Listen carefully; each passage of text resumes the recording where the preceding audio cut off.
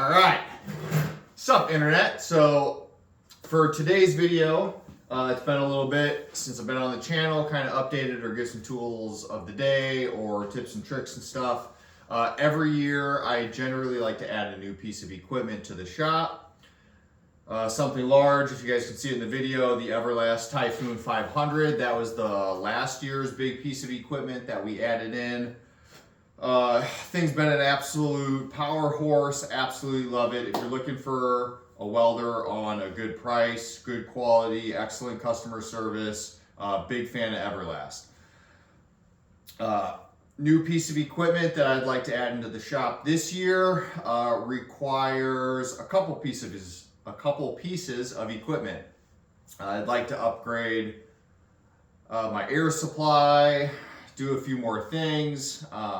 I've given a lot of advice throughout these last couple years, kind of the channel, growing the channel, on the move, giving you guys kind of my advice, what I go through with kind of creating the business weldpro and sharing anything that I can with you guys.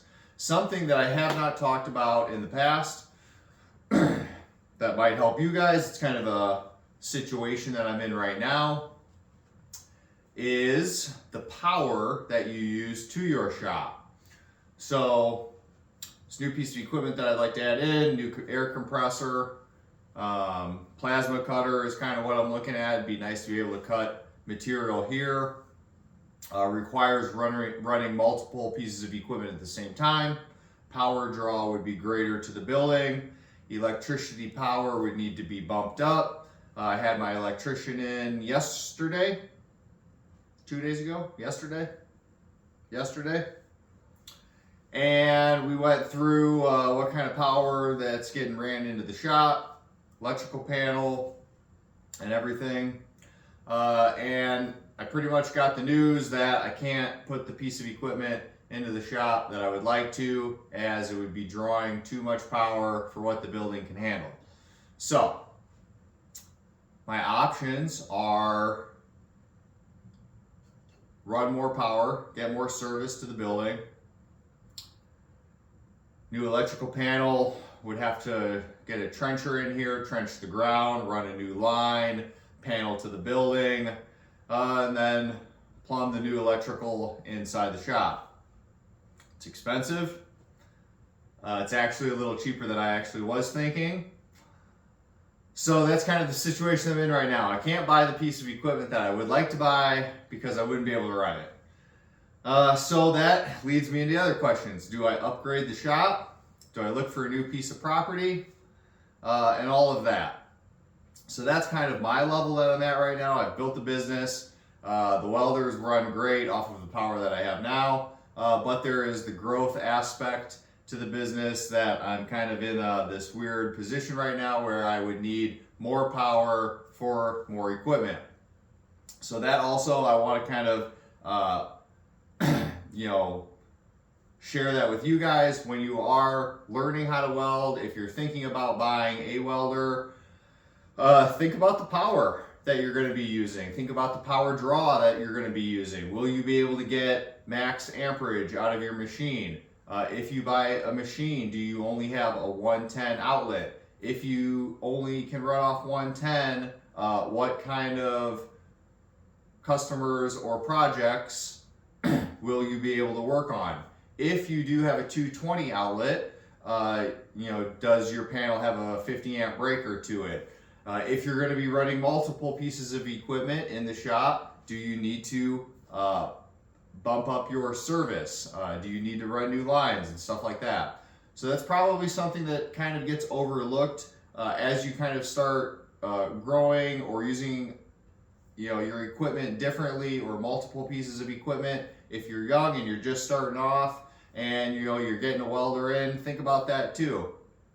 Can you use your welder at max output, or do you have to run off 110? If you're running off of 110, you're going to be doing some thin stuff. You're not going to be able to do the bigger stuff that you would like. If you do have 220, do you need a new breaker in the panel? And then if you're going to be running multiple pieces of equipment, do you need more power, to your building? So those are all something to think about. That's kind of the position that I'm in right now. I do run 220, everything runs great. I generally don't run multiple pieces of equipment in the shop, but now that I have grown the business weldpro has been around for 6 years now. We just got through another tax season. I'll probably do a video once kind of all of that gets finalized and finished, and kind of update you guys on more of the paperwork business side of the business. But think about that. Think about kind of all the things that you're going to be using, the tools, the equipment, but don't overlook your power sources. That's a pretty important aspect to the puzzle. In welding, you got to be able to have the power to be able to run the equipment and the machinery, that you're trying to do, and the work that you're trying to produce, and be able to have that in the shop. So that's kind of where I'm at right now. So tool of the day is kind of something that I can't really show you. It's your electricity, your power input on what you're being able to use and run off of. So just give it a thought. Make sure you're thinking full circle when adding new equipment or doing anything like that, because that's kind of the situation that I'm in right now. What do I do? Do I get a new shop? Do I look for a new piece of property, or do I just run more power to the building and eat that bill? So I hope that helps, guys. Short video today, on power supply for what welders kind of need. So I hope that helps, guys. And if you do need more power, make sure you call the right people and have it done properly. You don't want to burn your building down. So make sure that stuff is done by probably a licensed electrician. That's not my realm. Electricity is not something that I'm going to touch or deal with. So for me, yes, I did call a licensed electrician and had them out to kind of be able to give me their advice. So it's important that I reach out to the people with the knowledge that can kind of handle and answer those questions appropriately.